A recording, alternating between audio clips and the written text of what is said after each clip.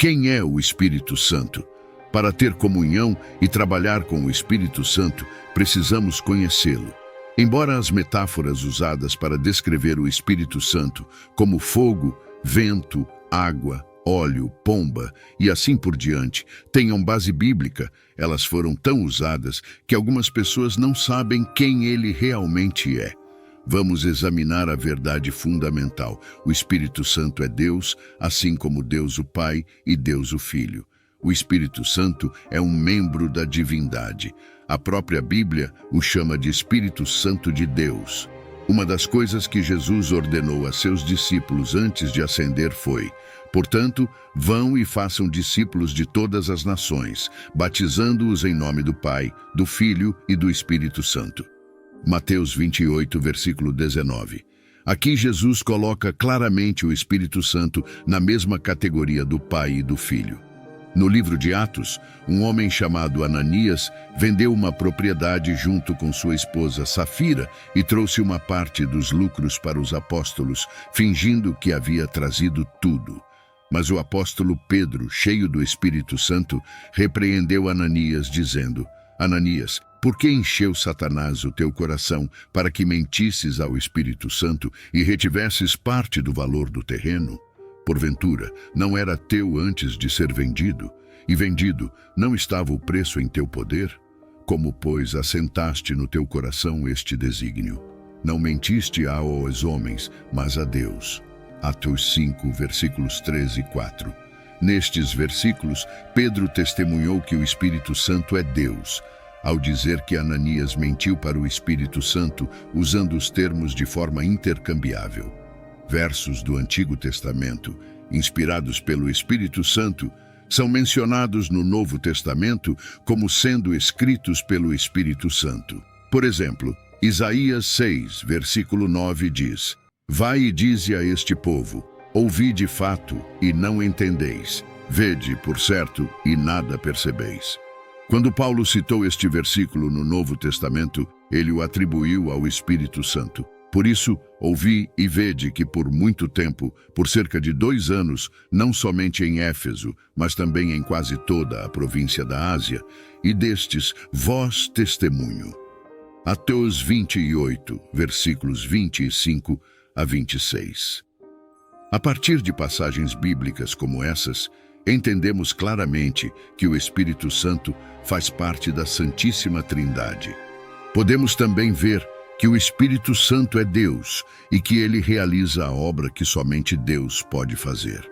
O Espírito Santo criou os céus e a terra pela vontade de Deus. A terra, porém, estava sem forma e vazia. Havia trevas sobre a face do abismo e o Espírito de Deus pairava por sobre as águas. Gênesis 1, versículo 2. Pela sua ação, os céus foram adornados e sua mão formou a serpente tortuosa. Jó 26, versículo 13.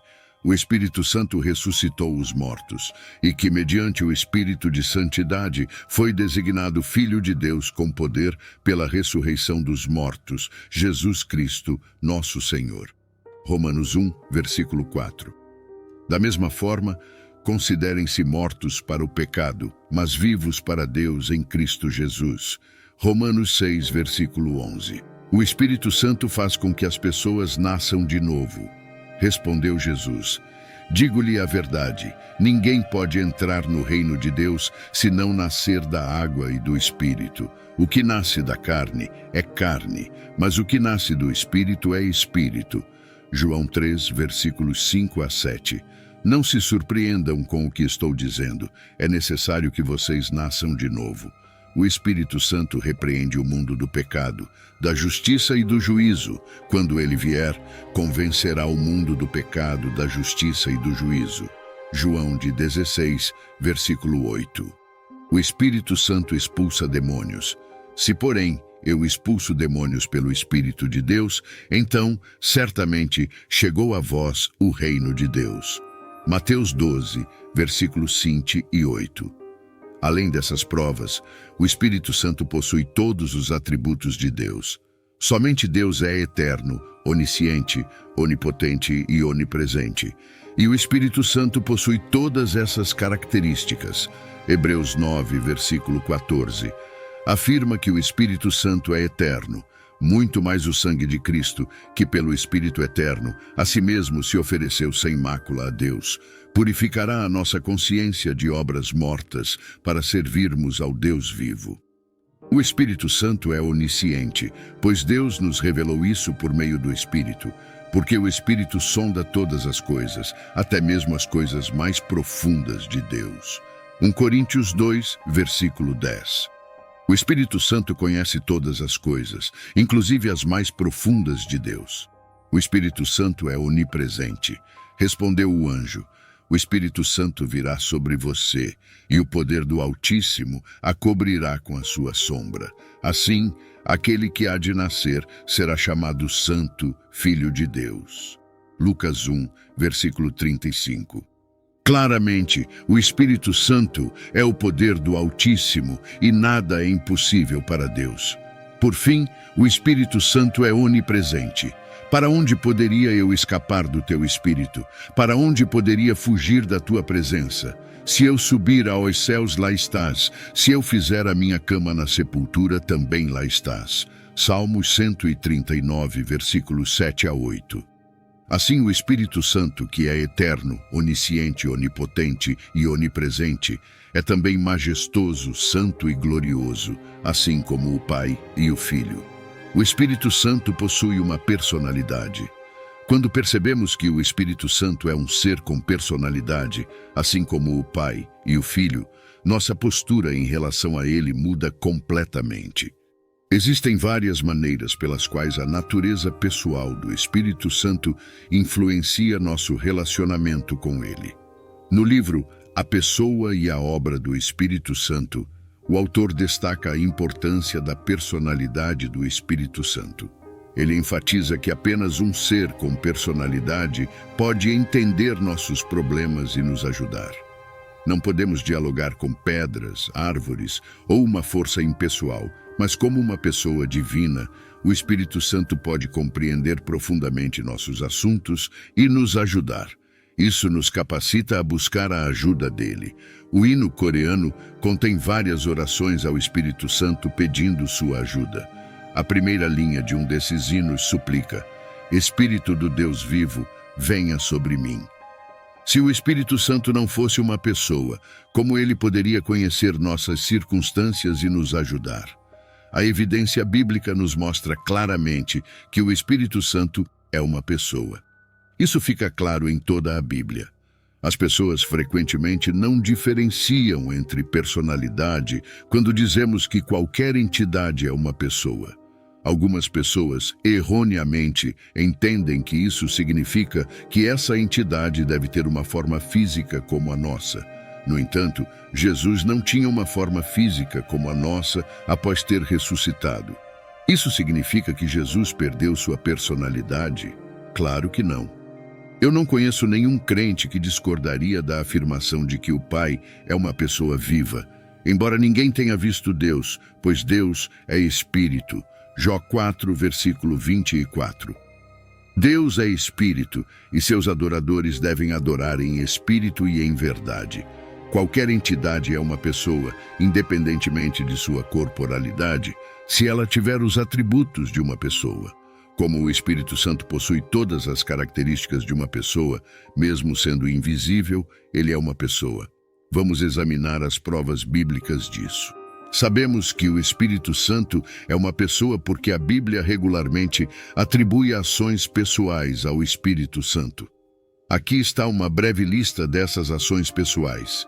O Espírito Santo se expressa: aquele que tem ouvidos, ouça o que o Espírito diz às igrejas. Ao vencedor, dar-lhe-ei que se alimente da árvore da vida, que se encontra no paraíso de Deus.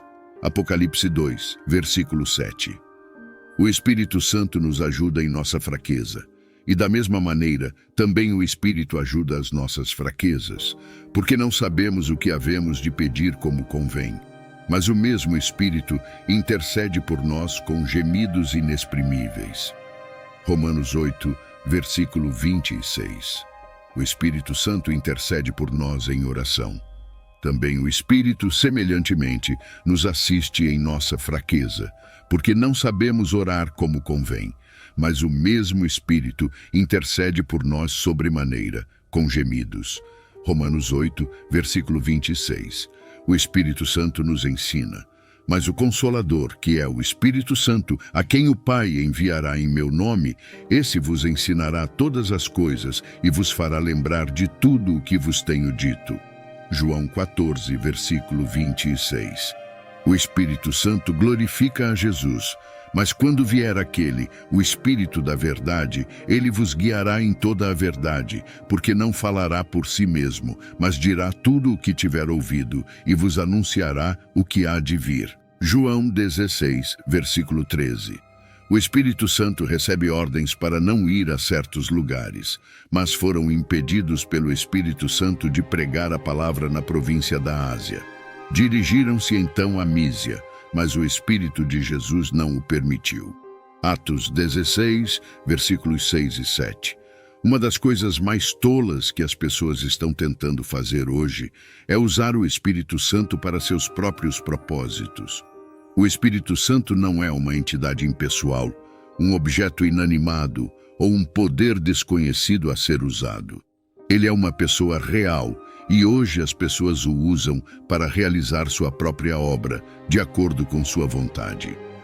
Sem dúvida, a Bíblia mostra que o Espírito Santo é uma pessoa real que possui conhecimento, sentimentos e vontade. Ele habita e trabalha em nós e conosco. Sabendo disso, devemos acelerar nosso evangelismo por meio de seu poder sobrenatural, reconhecendo, acolhendo e adorando-o em nossas jornadas pessoais e em nossos ministérios públicos. A natureza pessoal do Espírito Santo é o motivo pelo qual nossa adoração a Ele é tão importante. Seremos obrigados a adorar um poder impessoal? Não. Louvado seja o seu santo nome, pois ele responde como uma personalidade perfeita, pois ele é Deus.